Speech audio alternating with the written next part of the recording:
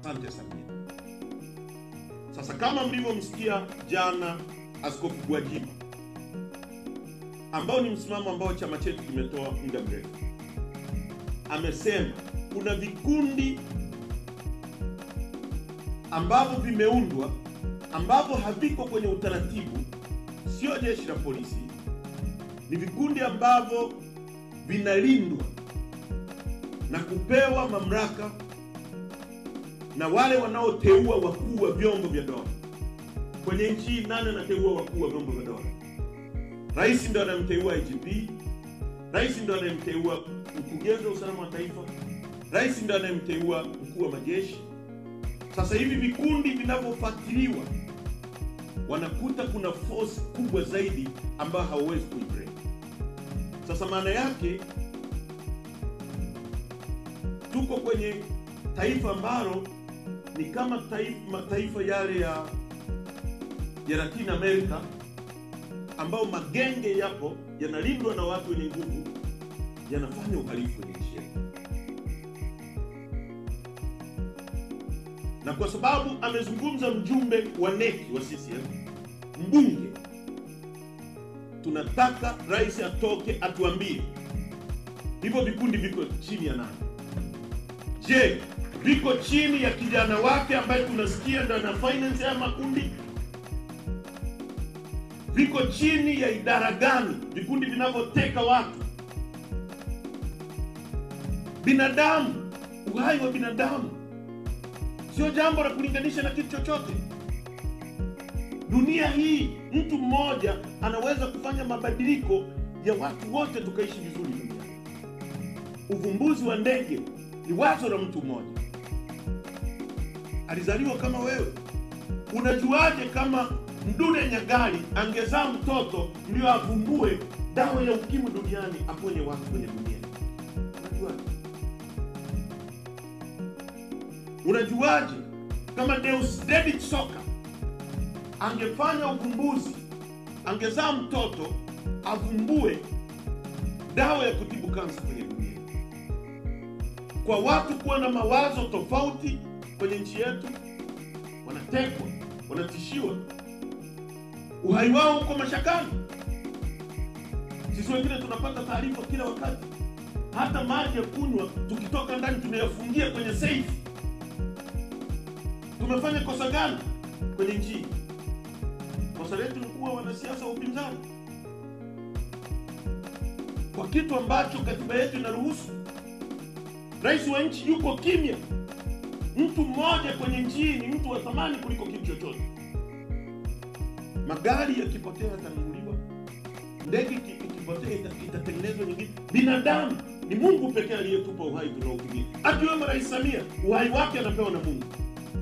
Inakuaje watu kwa mamia wametekwa, familia zinalia? Na hivi muda si mrefu nimeambiwa kwamba kijana Kaswahili ambaye ni mwanachama wetu, naye tangu tarehe 22 mwezi wa 5 huu hajulikani alipo. Familia yake imeanza kumtafuta. Tutakuwa kwenye hali hii mpaka lini? Tunatekwa kama kuku.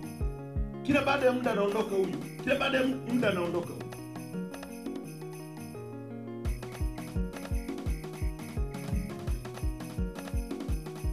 Na niwakumbushe hao wanaotumwa na kutumika kufanya haya matendo,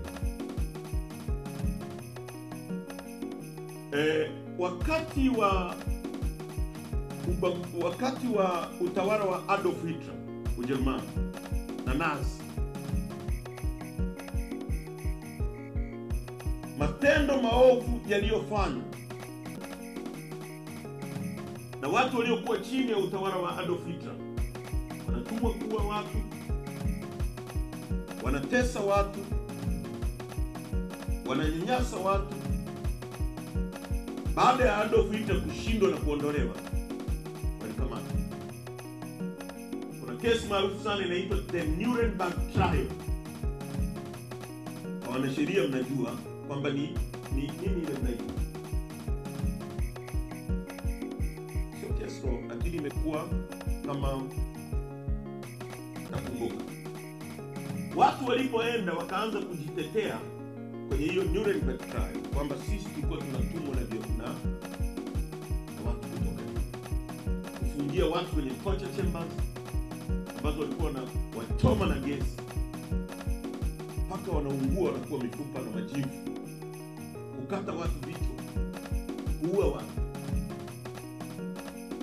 wakitegemea kwamba ushahidi watakaotoa au utetezi huo kwamba tulikuwa tunatumwa na viongozi kutoka juu utasimama. Na kuambia IGP Camillus Wambura na jeshi lako la polisi na Muliro, hamtakuwa na utetezi kwamba mlitumwa na watu kutoka juu kufanya vitendo hivi. Utawajibika wewe kama wewe. Ninakuambia Mafuere, ambaye kila mtu anakulalamikia katika nchi hii, kwamba wewe ndio unaongoza vikosi vya kuumiza Watanzania. Nchini ya kwetu kuna sheria ambazo tumekubaliana kuzifuata. Heche anakosa akamatwe, apelekwe kwenye vyombo vya dola, sio kumpoteza. Na nimemsikia mkwe wa rais Mchengerwa anasema sisi tutakuwa tayari kulinda nchi kwa gharama ya damu. Mchengerwa, nchi sio ya mama yako, ni ya kwetu sote. Hauna uwezo wa kulinda nchi kwa gharama za damu. Mnateka watu, mnapoteza watu. Mnafanya hivyo kwa sababu nyinyi ni wabinafsi, mnapenda madaraka. Mtu ambaye sio mbinafsi akiona wananchi hawamtaki atapisha kwenye madaraka, kwa sababu wananchi ndio wenye mamlaka. Mnang'ang'ania madaraka kwa sababu mkubaliki, mnajipenda nyie kuliko mnavyopenda nchi. Watu wanaoweza kutoa maisha yao kwa ajili ya nchi ni watu wanaoipenda nchi kuliko wanavyojipenda, na wanapenda future ya watoto wao. Wewe unajipenda kwa sababu mko madarakani, mnafanya ufisadi, mnachukua mali za nchi mnazitumia mnavyotaka, ndio maana mko tayari kumuumiza yoyote kwa sababu ya kulinda madaraka yenu. Kwa ndugu zangu vijana, mwisho kabisa tunawasihi wa Tanzania